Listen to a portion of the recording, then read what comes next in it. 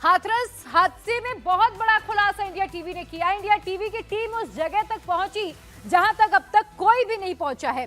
Tent के main control room में क्या क्या मिला है वो मैं आपको अब दिखा रही हूं, तस्वीरों को भी दिखाऊंगी। देखिए, सेवादारों का आईडी कार्ड इशू किया जाता है, यानी कि जिनके गले में ये आईडी कार्ड होगा वही उस समागम में हिस्सा ले सकता है। सेवादारों के नेम प्लेट्स हैं ये, देखिए अन्नी देवी, मुन्नी देवी, अनोखे लाल, ये वो नेम प्लेट है जो लोग जो उनके सेवादार हैं, जो बाबा की सुरक्षा के दायरे घेरे में रहते हैं और बाबा को सुरक्षित करते हैं, बाबा के लिए सुरक्षा घेरा तैयार करते हैं, वो ये नेम प्लेट लगाते हैं।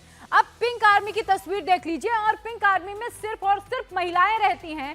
बाबा अपने आप को महिलाओं के बीच सबसे ज्यादा महफूज मानता है और इसीलिए पिंक आर्मी जो बाबा को मुख्य तौर पर सुरक्षा देती है सबसे आगे रहती है। ये पूरा प्लान मिला है कि अब आगे बाबा का जो सत्संग है वो कहाँ होगा, कितने लोग आएंगे, किस तरह से होगा, फंडिंग कहाँ से होगी, क्या इंतजाम किए जाएंगे, इसकी पूरी एक लिस्ट बनाई जाती है। उस लिस्ट की तस्वीर मैं आपको दिखा रही हूँ। इंडिया टीवी के हाथों बाबा की वो लिस्ट भी लगी है कि अगले कार्यक्रम का जो प्लान है वो क्या होगा। अब देखिए, कमांडोज की भी लिस्ट होती है और बाबा का सिंहासन भी हमने आपको दिखाया कि किस तरह से बाबा इसी सिंहासन में बैठता है और यहीं पर बैठ के वो प्रवचन देता है। बाबा अपने आप को भोले बाबा के तौर पर प्रोजेक्ट करता है, यानी कि वो अपने आप को भगवान मानता है और जो उसके भक्त हैं उसे भगवान की तरह पूजते। इतना बड़ा हादसा हुआ ही इसीलिए कि जैसे वो निकला उसके चरणों की रज, यानी कि जिस जगह से बाबा निकला वहां की धूल लेने के लिए लोगों में भगदड़ मच गई और इतना बड़ा हादसा हो गया। लेकिन इसकी जिम्मेदारी अभी तक किसी ने भी नहीं ली है। एक एक करके मैं आपको तस्वीरें दिखा रही हूं कि क्या क्या मिला है। नेम प्लेट्स बरामद हुए हैं। देखिए, ये वो नेम प्लेट्स हैं जो बाबा के सेवादार हैं, यानी कि जो बाबा की सुरक्षा करते हैं, बाबा की आवभगत में लगते हैं, बाबा को क्या चाहिए, किस तरह से तैयारी करनी है। ये वो क्लोज लोग हैं जिन्हें नेम प्लेट दिए जाते हैं, जो बाबा के आसपास रहते हैं।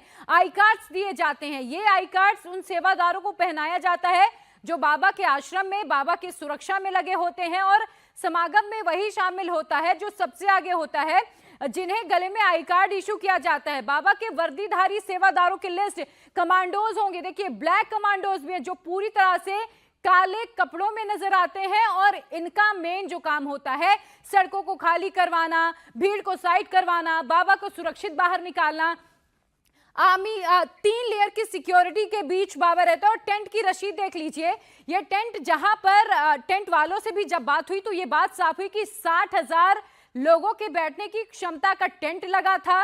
80,000 लोगों की परमिशन ली और पहुंचे कितने लोग, 2.5 लाख लोग। अब सोचिए बदइंतजामी कितनी ज्यादा थी कि 80,000 लोगों की परमिशन के बाद 2.5 लाख लोग पहुंचते हैं। और सोचिए ऐसे में इतना बड़ा हादसा हो जाना, क्या ये सवाल नहीं खड़े करता है कि कितनी बड़ी चूक थी। इंडिया टीवी के एक्सक्लूसिव पड़ताल में कुछ और तथ्य सामने आए हैं। 2 जुलाई को हाथरस में हुए बाबा सूरजपाल के सत्संग में लगे टेंट की कैपेसिटी सिर्फ 60,000 लोगों की थी, लेकिन आयोजकों ने इससे कई गुना ज्यादा भीड़ इकट्ठे कर ली, जुटा ली। वो मैं आपको बताती हूँ। देखिए कितनी भीड़ वहां पर मौजूद थी, परमिशन कितनी की मिली थी, डीएम को क्या जानकारी दी गई थी। एसडीएम ने परमिशन 80,000 लोगों की थी। जो टेंट की कैपेसिटी थी वो महज 60,000 लोगों के बैठने की थी, और इजाजत यानी कि जो परमिशन ली गई थी, जो वहां के एसडीएम ने इजाजत दी थी, वो 80,000 लोगों के बैठने की इजाजत दी थी। भीड़ कितनी जुट गई, 2.5 लाख से ज्यादा लोग बाबा को सुनने आ गए। अरे भाई, जब 80,000 लोगों की परमिशन थी तो उतने लोगों को बुलाना चाहिए था, ज्यादा भीड़ आ गई।